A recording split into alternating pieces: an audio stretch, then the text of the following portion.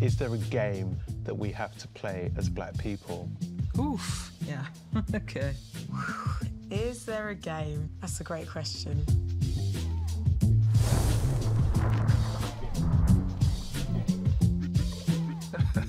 Yeah, I think there's a game. I think it's fair to say we've all been victims of trying to conform to something at some time in our lives. Oh, 100% there's a game. Absolutely. Assimilation.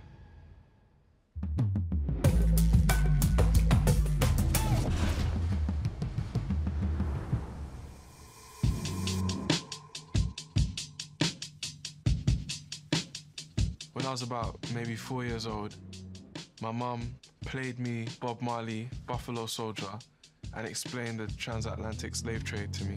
Around 6 years old, she sat my big brother and I down and watched the TV series Roots. Knowing about slavery and seeing myself as the latest installment in the story of black people, I had a scoreboard in the back of my mind. Our team was sabotaged. We're playing for keeps. The stakes are high. When I arrived in the UK at 7 years old, I could not understand why everyone wanted to blend in when I'm from cultures where people want to stand out. There seems to have been a written formula and format that is acceptable to get certain opportunities and get to certain places and be able to sit at certain tables. Is it code switching? You know, your voice would change, my posture, even how I dress to a space. There was always that hesitation as I'm gonna step into a room that I know is majority white or middle class or well-spoken, and I uncurl my spine a bit more because I'm like, I know I'm perhaps the blackest thing you've ever seen. The way that I would talk to my homies when we were playing basketball is a different way that I would talk somewhere else. Not because I wasn't confident in being myself, but I understood to create a level of comfortability within that space and get to where I would need to go. There was a specific way that I would need to assimilate.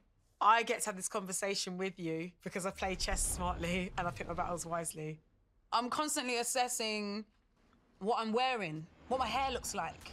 I had a shaved head for my entire career. The moment that my hair started growing, it was actually, I had to think about it. Okay, cool, what does this mean? The world we live in tells us, oh, you can't wear your hair like this because it's unprofessional. What does a professional hairdo if it's my hair?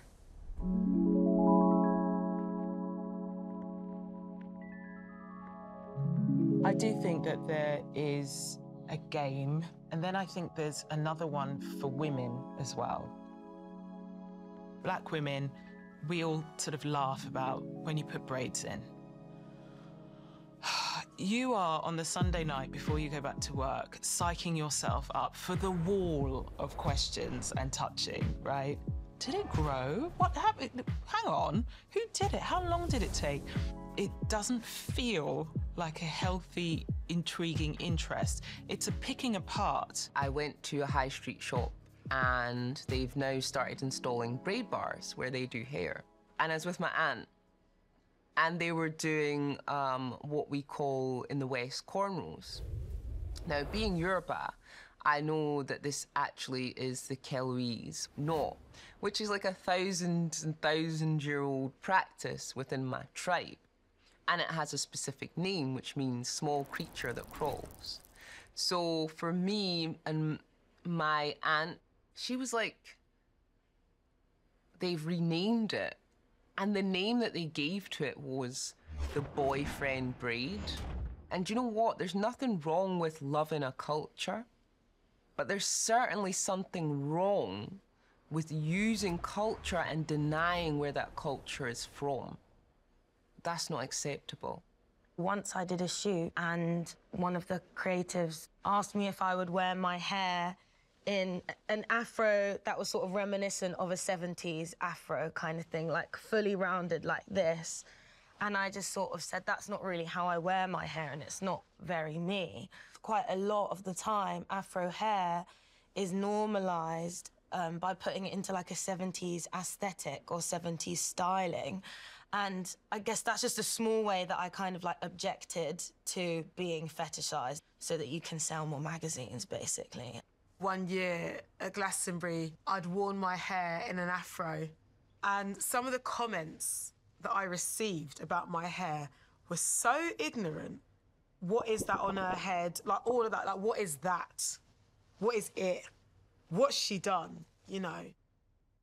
I was told my hair looked unkept or frizzy all the time.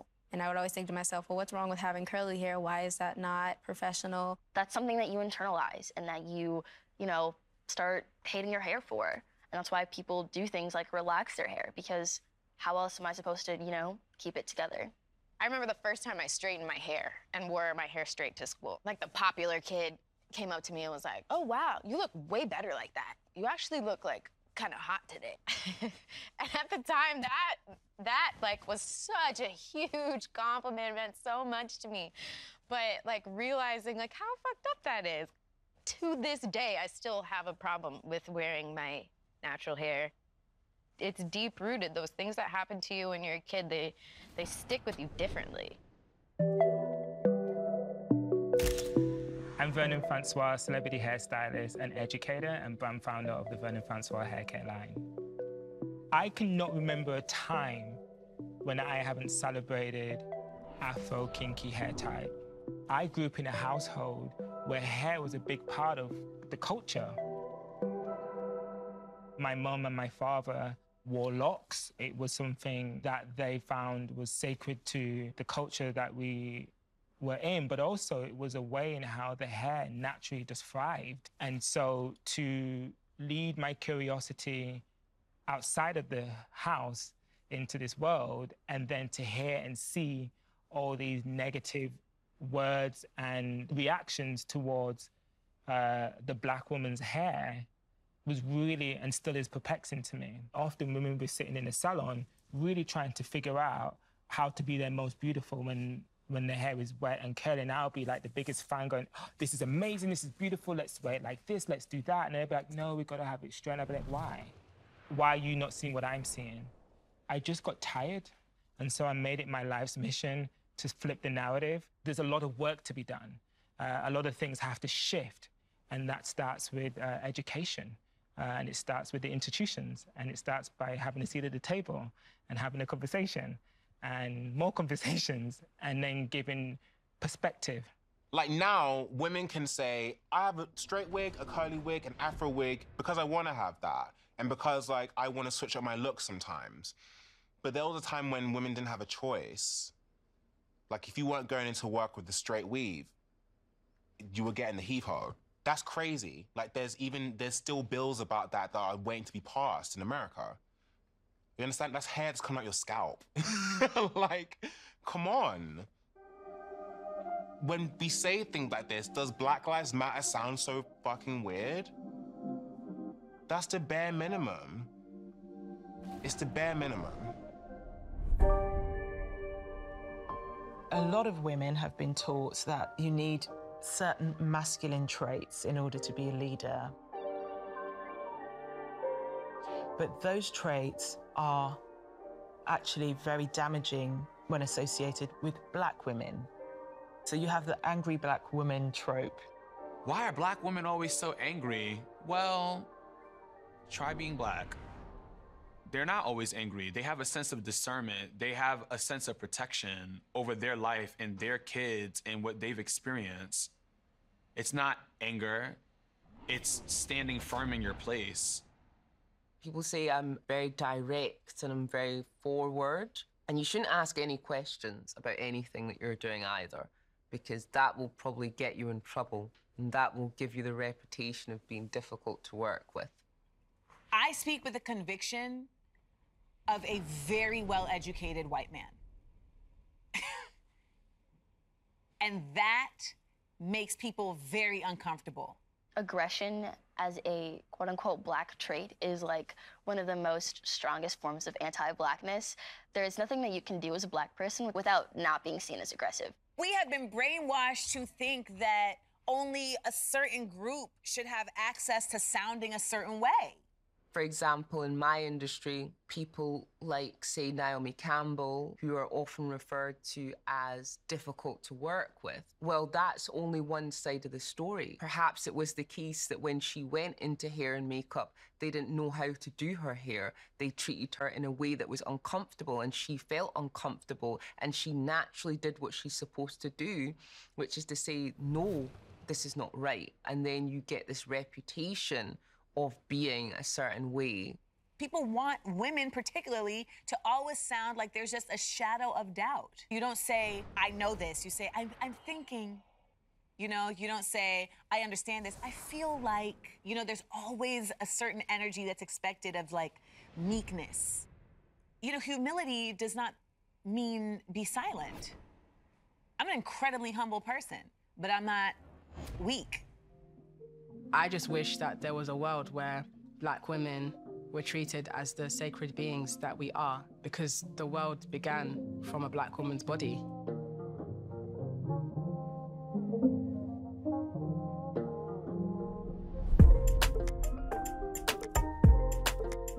The issue of colorism is so layered and so complex, but it's also so very simple at the same time.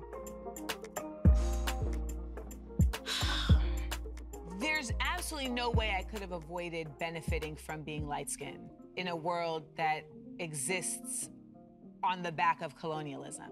However, I would never give white supremacy enough credit to say that it is the sole reason why I have achieved what I've achieved. My experiences are a little bit different than both of my parents. I exist in the world as a, darker-skinned Black woman, so I kind of had to navigate the world in my own way. We are not afforded the opportunity to be mediocre. I can understand why somebody would look at me and be like, well, Clara, you made it, and you're not super light-skinned, you're broad-nosed, and you're thick-lipped. Yes, I am. Very happy to be all of these things. But I had to make sure that I was exceptional in order to do what I do. In the media, when we're looking at representation and having Black women be the face of certain things, even still, it's mainly light-skinned women. Why aren't darker-skinned women the main love interest? Why can't her partner be Black? Why does her partner have to be a white guy and then their kid is mixed race and they're running through the beach? Like, why can't we just see Blackness for what it is? Why are you choosing a narrow facet of it? I always ask myself the question, if I was darker, would I be here right now? Would I have been chosen to be in Little Mix? There's a very unfortunate byproduct of white supremacy where people feel like the oppression that they have felt informs them to then diminish others, degrade others, etc. And that becomes very, very tricky within Blackness. Then it becomes sometimes this feeling that, well, if you haven't experienced this part of Black oppression, then you don't really have access to Blackness. I got quite a bit of stick for being light-skinned and fronting a documentary about race. It did make me question my identity. It did, because I have always identified as Black, and it made me feel like I couldn't be part of the conversation. But at the same time, like, I completely understand where it comes from, because let's face it, like, I am light-skinned and that is my privilege. There's a lot of light-skinned women who wouldn't be where I'm at because they just don't have the talent to be there. But there's also a lot of dark-skinned women who wouldn't be where I'm at regardless of having the talent to be there. And so we have to acknowledge both of those things as true. My name is Eunice Olumide. I am a fashion model, an art curator, an author, and I do a little bit of the occasional acting as well. When I had gone to castings in the UK, I wasn't getting chosen for a lot of opportunities. There was like a specific incident where it made me think really differently about fashion. And I was in Paris and I had gone to a go-see. And this lady was kind of like buzzing around me and she was like talking away in French and mixing it with English. And she was like, oh, you look perfect, but you're too dark, but you're amazing. And it was like the first time in my life where I understood that I was good enough, but because of the way I looked, because I was dark-skinned, because I had like this Afro kind of hair, people were not going to use me. And if I want to work for certain brands, I will have to at least adopt a more European weave. But because I'm so conscious of the history of the world and colonialism, my choices are probably more political statements. Showing up with darker skin, wearing bright lipstick and having a shaved head is deeply political because I get the chance to be on a stage and make you question certain beauty ideals, make people feel slightly uncomfortable. Why don't I like her being on my TV? Because my nose does not turn to European beauty standards, because I'm not giving you a little dash of the Remy. Where I'm at in my career now, I'm in a great place and it's taken years of work.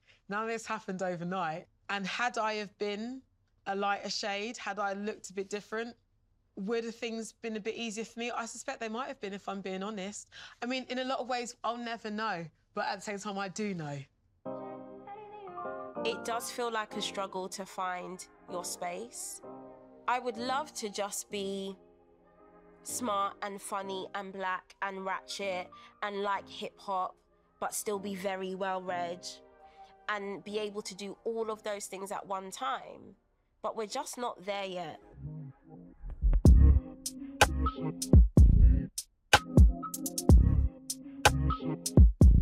Well, what I think is so incredible about black people in the Western world is that because of these barriers that have been placed, what people want, blah, blah, blah, blah, blah, black people not only know the coding of blackness, but they also know the coding of whiteness. I had a conversation with somebody at a media company, and I said, you know, I really think you should hire a black person. It's not because it's like Black Lives Matter, oh, it's the in thing, we got to be seen with a fucking black person. And I said, no, it's just a benefit because you're almost getting two for the price of one. You have to remember that what we do as black people is we are constantly looking at how people behave, how things click together. We're othered. Suddenly there isn't a ubiquitous norm. You notice the detail in everything in a way that I think lots of other people who aren't othered, they're robbed, actually, of a sense. They don't see the texture in the way that we do. They don't see the flaws and the magic and the difference. We know, I know. I can walk into these rooms and I can speak a different fucking language. And the irony is that it's biting a lot of these white people on the arse now because you spend so long degrading or pushing away, pushing out, not learning, not reading, consigning yourself to this kind of supremacist mentality. Now black people are rising up. You don't even know how we live. Jokes. When you combine black street smarts with Ivy League education, you get a bad motherfucker, man.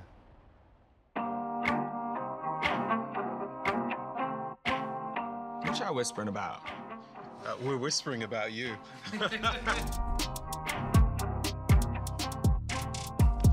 Whenever you're playing a game, there's only a couple ways that you can win. You either play it exactly like the previous winner, or you try to change the rules so you can win. I would have felt like I lost the game if I didn't change it, because it was rigged against man already. I've always had a big problem with changing or adapting my personality or how I interact or communicate. I had a dear friend tell me, like, you know, now that you're on television, you need to start wearing your hair straight, you need to start wearing heels, you need to start dressing differently. And I did that for about, like, 2 weeks. If you decide that you're gonna come into this conforming and playing by the rules and being the good Negro, then if you decide to change your mind and break out of the box, then that's going to cost you. And I've, from the beginning, decided that I came here to resist.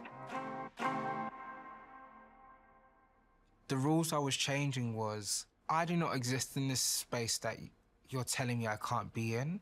So the rules that you're saying apply to me doesn't make sense. I was homeless, I had no religion anymore. The only person betting on me is me. There's times where I've been told, you're great, you're fantastic, but we just don't really know what to do with you. And I'm sitting there like, what? How does that make sense? For me, I didn't need to play the game. I'd done it myself. I'd uploaded my own content. The Couple of Cans tour. We didn't spend no money on promo. Oh, that's sweet. I'm doing this purely on Instagram, yeah? I'm putting it up, people are buying tickets. Day one, London sold out in 2 minutes. As the weeks go on, Manchester's selling out. I was doing Birmingham Academy, 1,000 seats, and a part of me was like, whoa, 1,000 seats? Oh, 1,000 people gonna turn up for me. And then it sold out. That was the realization that, whoa, this is really gonna happen. What people don't understand is everybody is empowered when Black people are empowered. When you are marginalized and the world has been built in a way that prevents you from maneuvering it with ease, then it means that only those who have the ability to access it benefit from that. But when you release all those barriers and you make it accessible for everyone, then everyone wins. For me, it's about never taking your foot off the gas and remembering who thrives when you hate yourself, and allowing the life you have on this earth to be a love letter to your Blackness.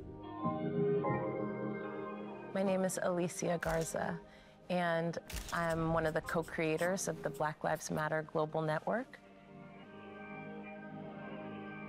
There are ways that we try to make sense of what does not make sense. When George Zimmerman was acquitted, I could not wrap my head around how in 2013, an adult could get away with killing a child and call it self-defense.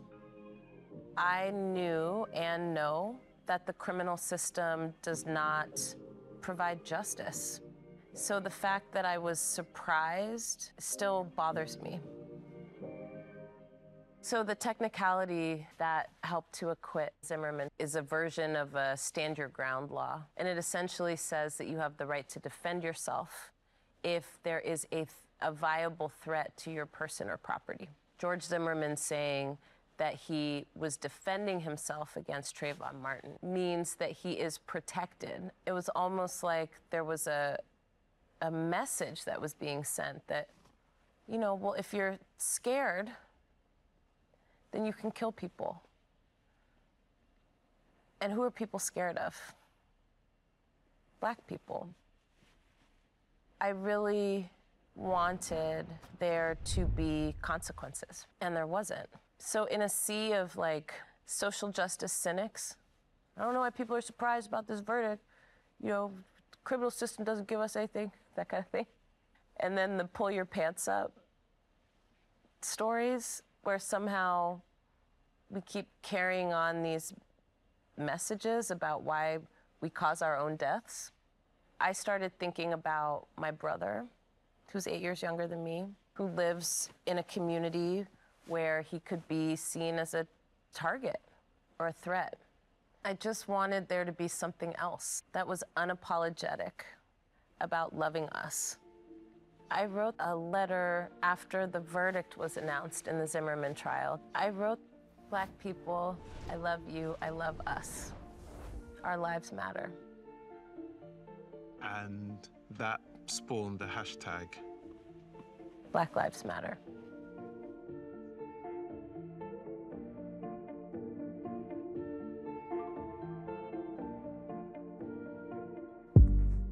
A Black mother's womb is a blank canvas that births art into this world.